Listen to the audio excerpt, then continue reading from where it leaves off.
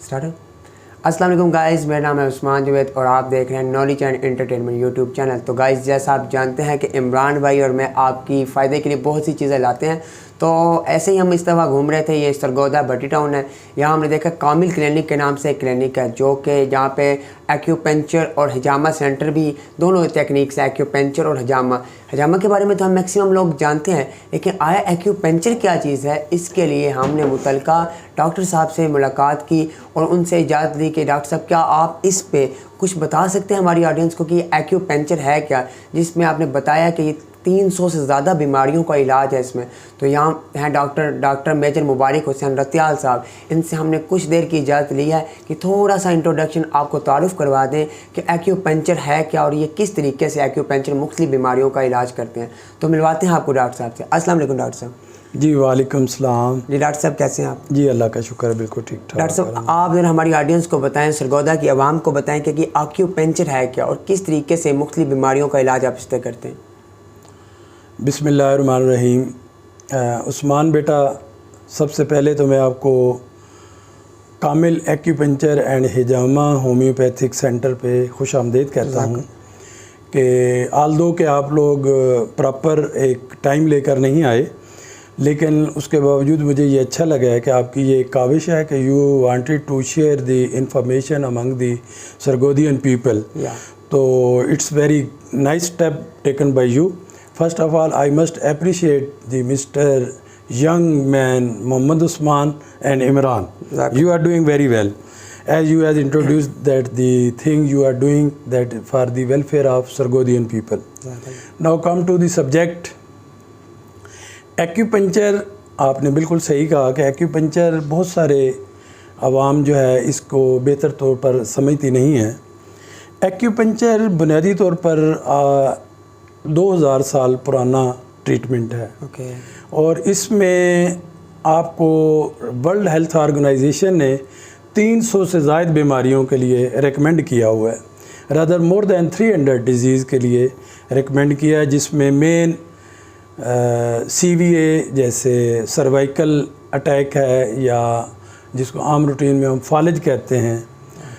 उसके बाद ये आपके जो पेन रिलेटेड प्रॉब्लम है जिसमें हेडेक है, उसके बाद आपकी मिग्रेन है, फिर ये आपके लंबर प्रॉब्लम, कमर के जो मोरे जिनको कहते हैं, गर्दन के मोरों का, फिर आपके नीज़ प्रॉब्लम हैं, फिर आपके शोल्डर फ्रोज़न है। ये एक बहुत बड़ा प्रॉब्लम है जो आम रूटीन में इसका सॉल्यूशन आपकी जो एलोपैथ मेडिसिन है वो पूरी तरह मुकम्मल तौर पर उसका इलाज नहीं कर पाते।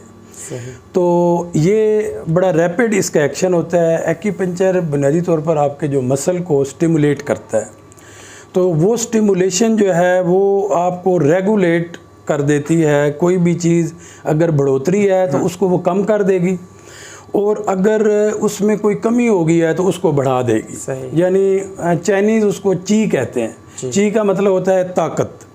तो जो जिस्म की जो एतदाल पे लेकर आती है चीज़, उसको एतदाल पे लेकर आती है।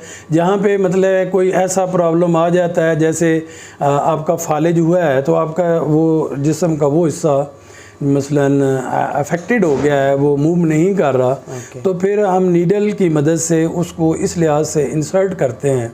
मैं आपको नीडल दिखाता हूँ। या प्लीज़। ये नीडल है। ये 1 टाइम मेजर होता है। ये हम स्टिमुलेट करते हैं और इसके मुख्तलिफ साइज़ होते हैं। फ़िलहाल मैं आपको 2 साइज़ दिखाऊंगा, तो सिर्फ आपको इंट्रोडक्शन के लिए। ये साइज़ है, वो साइज़ दोनों जो है ये आपको लाहौर में, कराची में, इवन मुल्तान में, लेकिन सरगोदा में जो मेरा नॉलेज है यहाँ पे कोई भी क्वालिफाइड एक्यूपंक्चरिस्ट नहीं है। मुझे ड्यूरिंग दी आर्मी सर्विस मुझे एक मौका मिला, तो मैंने बड़ा कीन हो के ये श्रीलंका की ओपन यूनिवर्सिटी है, मेडिसिना अल्टरनेटिव यूनिवर्सिटी, उस वक़्त लॉर्ड पंडित एंटन जयसूर्या था उसका वाइस चांसलर। तो वो उन्होंने हमें यहाँ पे लाहौर में कुछ स्टूडेंट को सिलेक्ट किया और फिर हमें एडमिशन दिया और हमने प्रॉपर कोर्स किया है। जी डॉक्टर साहब, इसका मोड ऑफ एक्शन बताएं कि ये एक्यूपंक्चर में किस तरीके से, क्या कोई आइदर कोई इंस्ट्रूमेंट यूज़ होते हैं, मेडिसिन यूज़ होती है, कि क्या चीज़ है ज़रा? आपने ये बड़ा अच्छा क्वेश्चन किया है कि एक्यूपंक्चर में हम सिर्फ उसमें नीडल यूज़ नहीं करते, सम टाइम हम मैनुअल काम भी करते हैं। मसलन आपका जैसे शोल्डर फ्रोजन की बात कर रहा था, तो हम उसको एक प्रॉपर टेक्निक से जो है उसको एक्सरसाइज कराते हैं। सही। फिर इसी तरह ये आपके जो नीज़ प्रॉब्लम है उसमें भी जो बहुत ज़्यादा ये सुना होगा कि जी बिल्कुल घुटने अकड़ गए हैं और वो चलने से भी कासर है, तो हम उसको हम स्टिमुलेशन देते हैं, हाथ से भी देते हैं, और हमारे पास बाकायदा मैकेनिकल इंस्ट्रूमेंट्स भी हैं कुछ जो हम मतलब यूज़ कराते हैं। और फिर नीडल आपको मैंने देखा है, नीडल के मुख्तलिफ साइज़ हैं। हम ये आई साइड वीक हो जाती है, तो आई साइड वीक में ये बहुत ज़्यादा इफ़ेक्टिव है। जो जिन लोगों के 7 या 8 नंबर के शीशा यूज़ कर रहे थे, कमज़ोरी नज़र वाला, तो वो 0 पे भी गए हैं और उनकी ऐनक भी उतर गई है अगर उन्होंने प्रॉपर एक्यूपंक्चर ट्रीटमेंट किया है। तो एक्यूपंक्चर ऐसी चीज़ है कि मेरे पास 3 से 4 केस ऐसे आए हैं जो बिल्कुल ब्लाइंड हो गए हैं। सही। तो उनको हमने ये ट्रीट किया है हिजामा प्लस एक्यूपंक्चर में। तो अल्हम्दुलिल्लाह। एक क्वेश्चन फिर आ रहा है माइंड में कि मेडिसिन जाके ब्लड स्ट्रीम में जाती हैं और पर्टिकुलर जगह पर जाके उस मसले को हल करती हैं। ये जो नीडल है ये ऐसा बॉडी में क्या करती है कि जस्ट लाइक आपने क्या ब्लाइंडनेस भी है वो कम हो गई इंसान की, और फालिज जो शोल्डर फ्रोजन का मसला है वो भी हल हो, कुछ एक बॉडी के अंदर एक स्ट्रक्चरल चेंजेस आई है, केमिकल चेंजेस आई है, तो आइदर ये किस तरह इस काम करेगी तो उसको तब्दील करेगी, उस बीमारी को ठीक करेगी? ये थोड़ा सा एलेबरेशन मांगता है, लेकिन मैं आपको सिंपल सा इसका बताऊंगा कि चाइनीज़ ट्रीटमेंट में 12 चैनल बनाए गए हैं, जिस्म के 12 चैनल। ओके।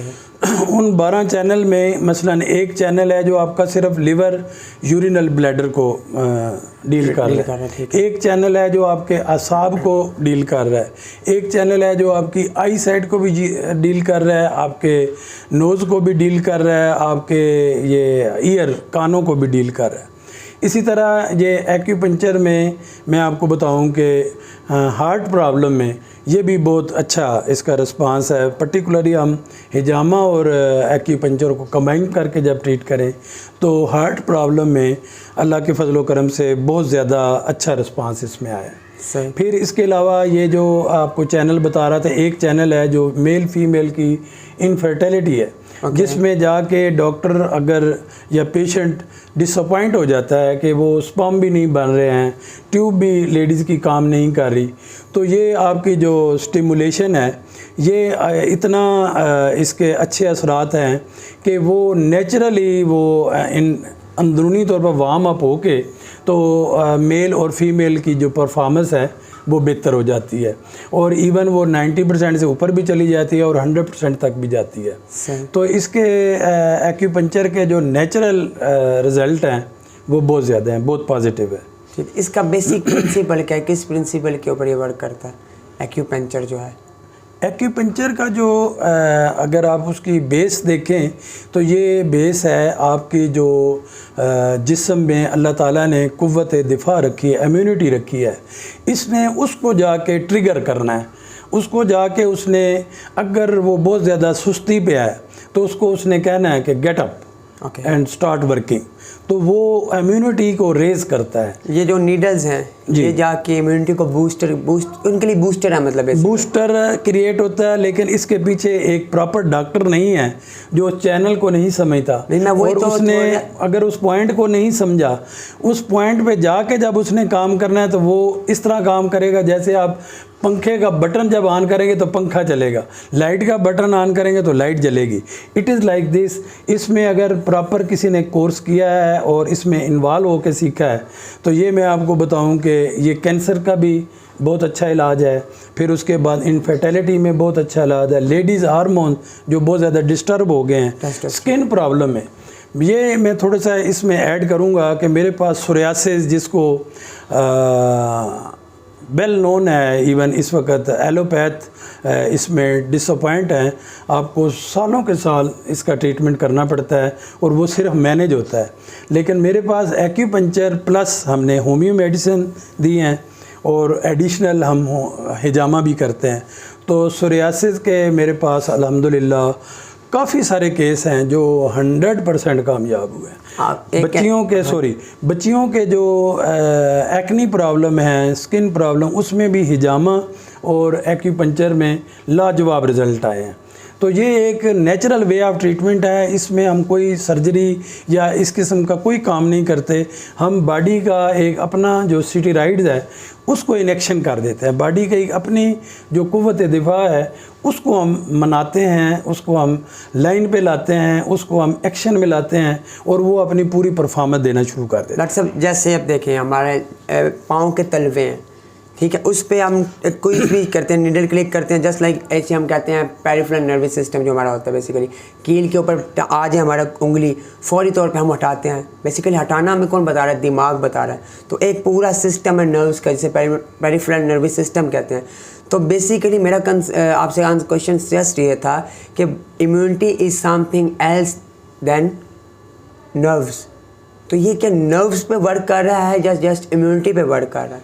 नहीं, एक चीज़ यहाँ पे मुझे आपके इस सवाल को मैं समझ तो गया हूँ, लेकिन चूँकि ये मेडिकल फील्ड है, इसको आपने पूरी तरह वो अलग करके नहीं पूछा, तो मैं आपको इसका जवाब देता हूँ कि जो नर्व्स सिस्टम है वो एक अलग चीज़ है जी। नर्व्स आपकी जो है वो रूह है। नर्व्स आपकी रूह है। अगर आपके पाँव काट दिए जाएंगे तो उस हिस्से की रूह ख़त्म होगी, तो फिर वो चला गया। इसी तरह अगर कोई जिस्म का और हिस्सा कट गया, इवन टांग भी कट जाती है, तो वो उस जगह तक रूह ख़त्म हो जाती है, उसके असाब ख़त्म हो जाते हैं। लेकिन जो इम्यूनिटी है ना, इम्यूनिटी आपको उस वक़्त काम आती है जब वो चीज़ मौजूद है। मसलन आपका हाथ भी मौजूद है, पाँव भी मौजूद है, पैर का जो आप तलवा कह रहे हैं वो अगर मौजूद है तो उसकी एक अपनी इम्यूनिटी मौजूद है। होता सिर्फ ये है कि वो किसी बीमारी की वजह से, किसी प्रेशर में वो या बहुत ज़्यादा तेज़ हो जाता है उसका एक्शन, तो उसको इन्फ्लेमेशन कहते हैं, जिसको हम कहते हैं कि इसको इन्फेक्शन हो गई है। तो इन्फेक्शन में उसकी इम्यूनिटी डिस्टर्ब हो गई, और अगर वो किसी वजह से बहुत ही ज़्यादा ठंडा पाना आ गया, उसकी हरकत ही कम हो गई है, तो वहाँ पे उसकी सुस्त हो गई, इम्यूनिटी कम हो गई है। तो दोनों सूरतों में हमने रेगुलेट करना है उसको, इम्यूनिटी को, कुव्वत दिफा को। तो कुव्वत दिफा जो है ना उस मौजूद चीज़ में आपको मिलेगी जो उस वक्त एग्जिस्ट कर रहा है, कोई भी आर्गन। तो ये जैसे अभी मैं आपको बता रहा था कि नज़र वाला सिलसिला है, तो नज़र अगर मौजूद है तो आपको जो है ना हम इम्प्रूव कर सकते हैं। अगर आपके बाकी को किसी वजह से वो आँख ज़ाया हो गया है तो उसको हम कुछ नहीं कर सकते। तो इसी तरह ये जो नर्व्स है, नर्व्स जो है ना, ये इसको जो एक मेरी अपनी अंडरस्टैंडिंग है कि वो एक रूह है। वो आपके हर जिस्म में, हर उज़्व में अलग उसका एक वो कह लें कि हरारत के तौर पर मौजूद है। तो उसमें कमी या ज़्यादती जो है ना उसने नर्व ने नहीं होना, वो इम्यूनिटी ने होना है। नर्व तो जो है ना आपके हर जगह पे मौजूद हैं और वो रहते हैं। सही, वो ब्रेन बॉडी के साथ कनेक्ट ही थ्रू नर्व्स है ना जी, कनेक्ट ब्रेन का कनेक्शन ही नर्व्स के जरिए, नर्व्स के साथ। ठीक है डॉक्टर साहब, फिर नेक्स्ट वीडियोस में इंशाल्लाह हम एक एक बीमारी पे डिटेल पे बात करेंगे कि किस तरीके से एक्यूपंक्चर जो है वो कैंसर पे वर्क करता है, किस तरीके से शुगर पे, किस तरीके से ब्लड प्रेशर पे। आज हम अपनी ऑडियंस को जस्ट इंट्रोडक्शन दे दिया आपकी तरफ से, तो इंशाल्लाह नेक्स्ट वीडियोज़ में हम इस पर बात करेंगे।